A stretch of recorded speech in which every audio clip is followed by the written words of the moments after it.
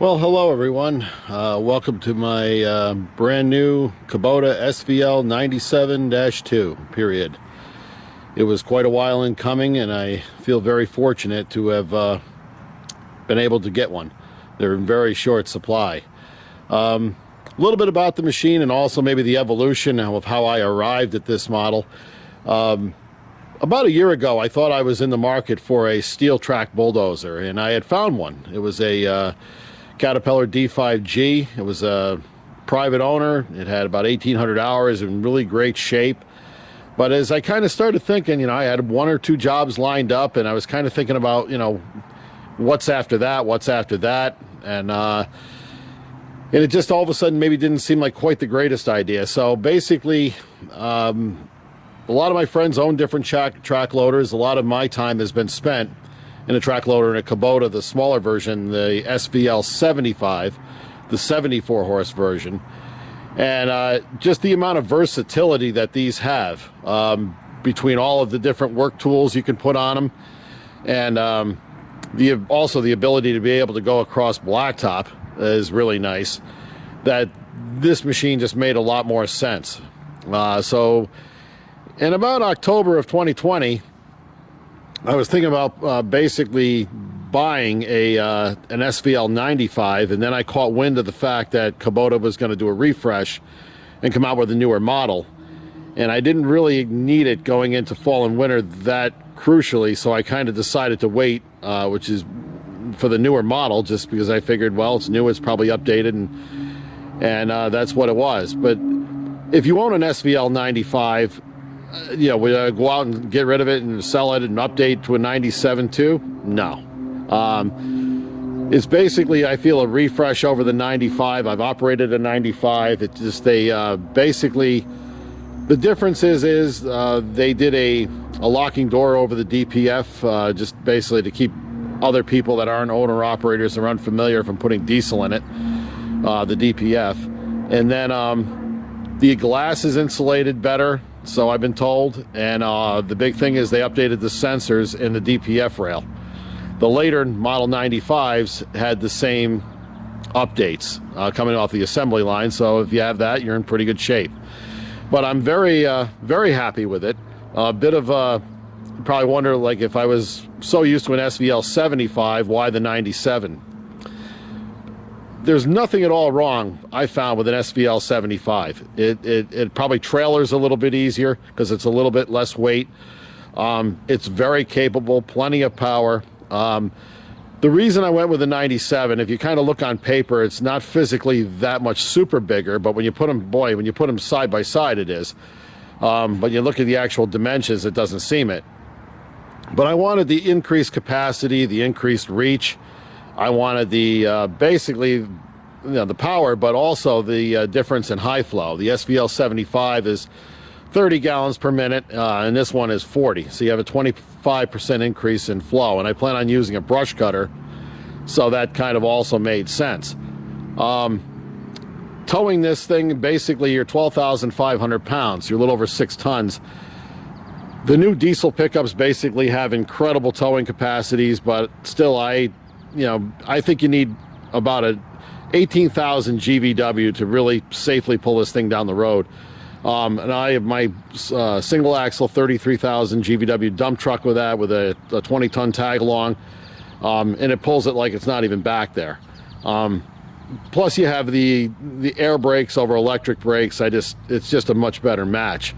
But the SVL 65 versus the 75, I mean, I glanced at it, but I mean, I would see no reason to buy the SVL 65. Now, I know there's people out there, if you got the SVL 65, it works for you, God bless. But the difference between a 65 and 75 is about $5,000, and you're giving up some increased capacity for that little difference in price when you consider the overall cost of the machine. So me, it would be the 75 or the 97, and I'm pretty sure I'm definitely sure that I bought the 97. But a little bit of a walk around. We have the DPF locking door. I've got the locking bonnet on the back. On the back, this is basically a deluxe machine. Hopefully we're not looking into the sun too much. You have the backup camera, and I have the exterior lighting package. I went with a strobe over the beacon. It has the LED lighting package. As I walk around, it's different from the 75. The 75 has 4 rollers. The 97 has 5. You have a longer track. It's the wider. So it seems nice and smooth overall. As I come around, this one has the long floor, low profile tooth bucket on it. I also have the reversible cutting edge long floor, low profile bucket also, which you'd probably use about 90% of the time. I think the tooth bucket is good for cutting grade. I also have a set of 5,500 pound pallet forks for it. I had a Land Pride PD35 post hole digger for my 3-point hitch for the tractor. My question to my dealer was, hey, if I sell the PD35 and buy the post hole digger to go on the 97, will my augers interchange? And they said, yes, it will. Well, they were wrong. The ones for construction out of Land Pride they use the 2-inch hex with a 3/4 inch bolt. The ones for ag, for like a PD35 agricultural, are the round 2-inch with 2 9/16 bolts that oppose like a cross. So I called Land Pride, do you have an adapter? And at Land Pride, if you're listening to this, they said, oh yeah, you were in the middle of, you're trying to get to it, we need to develop one. Well guys, it's not the space shuttle. Just basically what you need is a simple adapter to go from the 2-inch hex to the 2-inch round. Just get it done. So but supposedly within 4 months they're going to have it. I don't need the post hole digger right at the second, although I do have the 12-inch that came with the one for the track loader, so we're good for now, but I hope they do keep their word and make a very simple adapter. I did buy the Bradco VSR 84 vibratory roller. Land Pride makes one also, but Land Pride's wasn't available. The Bradco was after an 8-week wait, so I bought the Bradco. And I also very excited about the CMP Hydra bucket, an 84-inch. I purchased one of those for these as well, which has basically the built-in Harley Rake at the back of the bucket, and I plan on doing a video on that. Finally, if it ever stops raining here in the Northeast, I plan on spreading some sandy loam. I'd love to do a video with that. Just some other quick things. It's basically very much like the 95. I pretty much ordered this pretty well loaded. It's got the air conditioning, the climate control, the radio. This one is satellite ready, Bluetooth with the weather radio and the microphone. If you're going to fork out the money to buy one of these, I figure buy it fully loaded. And that's kind of what I did, because I plan on having it for a while also. I did upgrade to the air suspension seat over the standard seat. It's incredibly comfortable. I think you could almost fall asleep in it. It's that comfortable. But and I'll get to that with the suspension and undercarriage in a moment. Basically, I also got the polycarbonate door over the standard glass door. Basically, if you're going to use a brush cutter, the polycarbonate impact resistant door is definitely an upgrade I think you want to do. I did notice it is quite a bit heavier than the standard door, so when you raise the door, you want to give it a little momentum, but it's not overly heavy. But if you're going to use a brush cutter, it's definitely, I think, recommended. Also, and I kind of get into the story a little bit, why Kubota? Well, I've had Kubota equipment since the 1980s, and I've always had pretty good luck with Kubota. I mean, look, all the major brands, whether it's Bobcat, New Holland, Caterpillar, Deere, Takeuchi, they're all good. If you have good dealer support, well, no matter what you have, you're going to be fine. What I liked about the Kubota is basically the simplicity of the undercarriage and the simplicity of its design and the interior. Some of the other models I've demoed and sat in, they were very complicated, more complicated than I felt they needed to be. The big thing also about this track loader is the roll-up door. You can operate the machine with the door open. All the other brands, with the exception, I think, of Takeuchi, also has the roll-up door. You're going to be buttoned up in the cab. If you have to speak to somebody outside the cab, I mean, you have the option of this, of having it up and down, plus the option of bailing out of the machine if you had to, with the loader arms up. But some of the other brands, they have the kind of a bogey system undercarriage, and I'll tell you, look at them and I see a whole lot of complicated stuff. Basically, to replace the undercarriage, I see it being pretty involved. This is pretty straightforward, and it's basically a proven design. So I was between that and the roll-up door and just what I feel is the Kubota reliability. This machine makes a lot of sense for me personally. Again, the other major brands are fine. The other ones I demoed, nothing was as visible. I saw out of this machine much better. The rear view mirror helps. The backup camera helps. It's nice.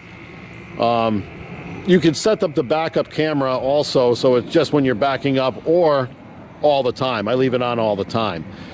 But still, even with the radio, and it is a deluxe radio, I find myself when I operate machinery not really wanting to listen to tunes because I like to tune in to the sound of the machine and what's going around me and my surroundings. You know, if I'm out bush hogging a hayfield or something like that where there's nothing there, then I might listen to the radio in the tractor. But for the most part, I generally like to be well aware of my surroundings. But the rear view mirror and the backup camera are very nice. Plus, you're able to see out of this machine fairly well. But in this case, I pretty much rushed out to get I wanted the latest machine because I wasn't sure of all the upgrades. This also has telematics, which is standard with the 97. You download the My Kubota app, and basically you can track all the maintenance through your phone. You can disable the machine for theft from your phone. It's got a lot of cool stuff, and there's a 3-year subscription that's basically free to it. I have no idea what it will be after that. Plus, you can upload any issues or problems or maintenance to your dealer through the telematics in My Kubota app, is my understanding.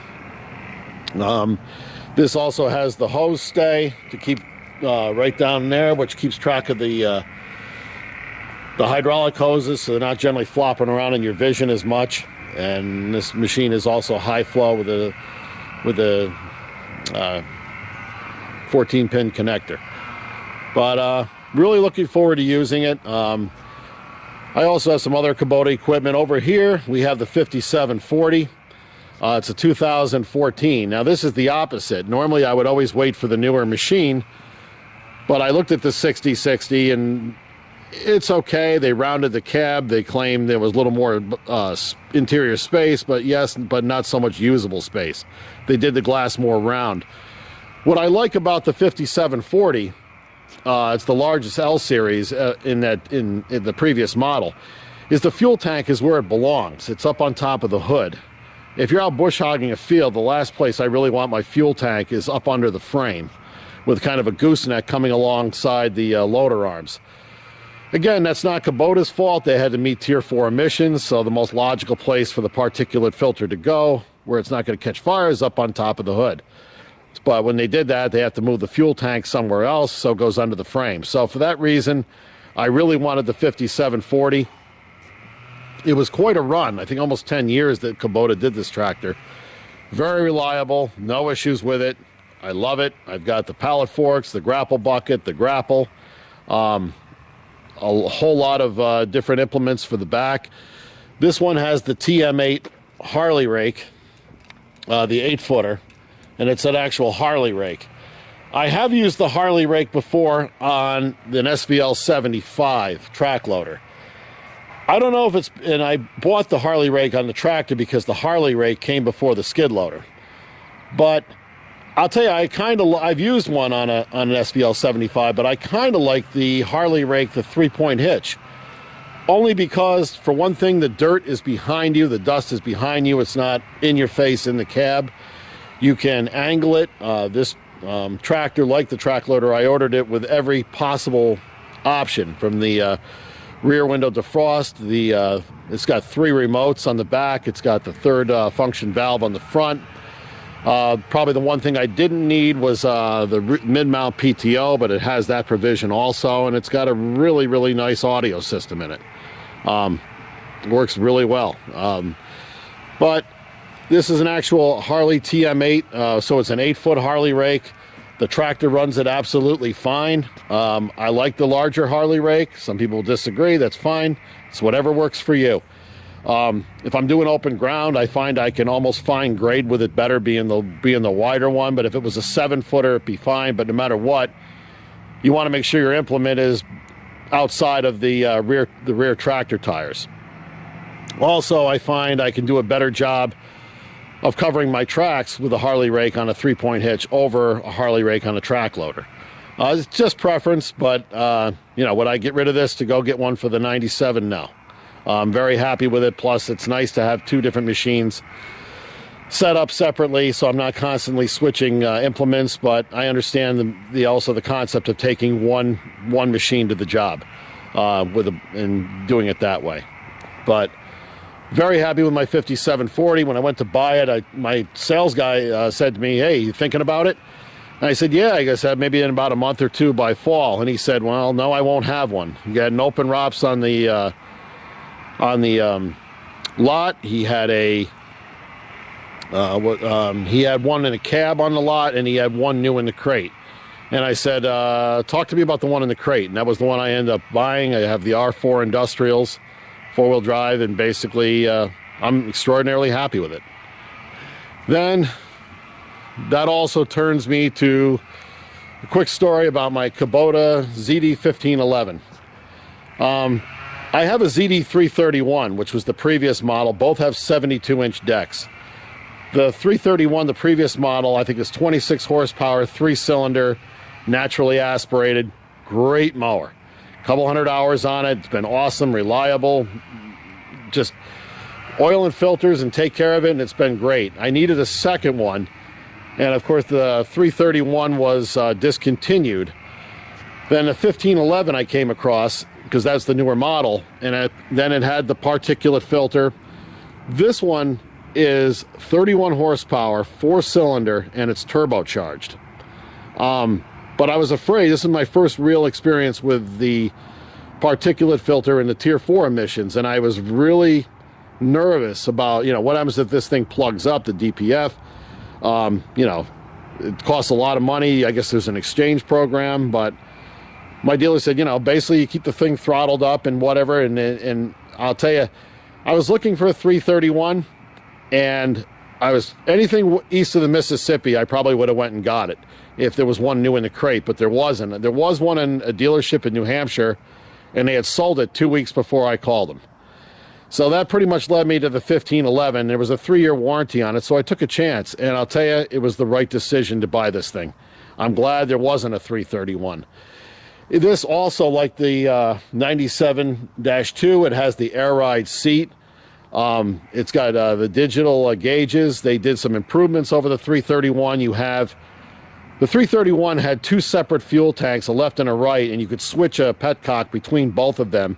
But the fuel gauge only worked with, I think, the right-hand side. The left, you were kind of guessing. This, they did it the right way. You have 2 separate fuel tanks, but they're linked together with one fuel gauge, and it's just a marvelous machine. The air ride seat is so comfortable.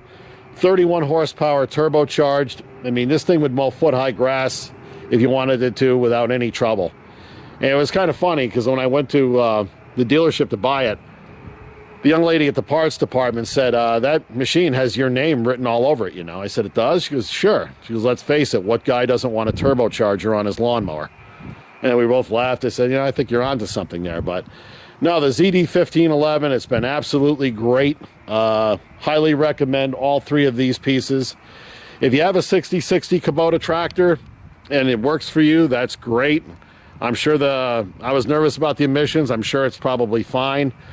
I do like the location of the fuel tank on the 5740, that it's able to be up on top of the engine where I feel it belongs. And it's just a beautiful tractor, and I like the styling of it, and it works for me.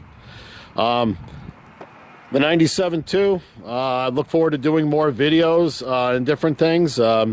Very excited about it. I feel incredibly fortunate to have one because they're in short supply. Kubota is going to build I think a big plant out in Nebraska dedicated just to making track loaders. But right now the issue is getting, I guess, components, like everything from automobiles to bicycles to rollerblades. There's a big problem just getting components right now to finish the completion of them. But I'm very happy, very fortunate, and I look forward to doing some more videos. If you would like to like the video, I would appreciate it. If you want to subscribe, that's fine too. I plan on doing more videos. And also, if you have any questions or comments, feel free to ask, and I'll answer them as best I can, as it makes sense to do so. All right? Thank you, and have a great day. And one other thing I wanted to mention, I've talked to some different mechanics, and I also formulated kind of my own opinions regarding machines like these that do the regen. If the light comes on in the dash and it shows that it's going into a regeneration, it's best just to keep working the machine and work it until the light goes off. Let it actually finish its regen and do its thing. Even if you're finished your work and you're about ready to shut one of these machines off and the regen light just begins to come on, I know it's rather unseemly, but I'll tell you, the best thing to do is stop it, put the parking brake on, rev the engine, make sure it's wide open full throttle, and even if you have to go do something else, get out, go do your thing. I know it seems unseemly, but actually let it refinish its regeneration. I know these have a cancel regen light on them, but the best thing to do is just forget that it's even there. For a healthy life of your particulate filter, you always want it to finish its burn off. Every time you interrupt it, it's just, you're allowing it to further build up with any form of soot or contaminant. As long as you always let these things burn off, everyone I've talked to said you really shouldn't have a problem with a diesel particulate filter for a couple thousand hours. But anyway, that's what I've come up with, and it seems to work well.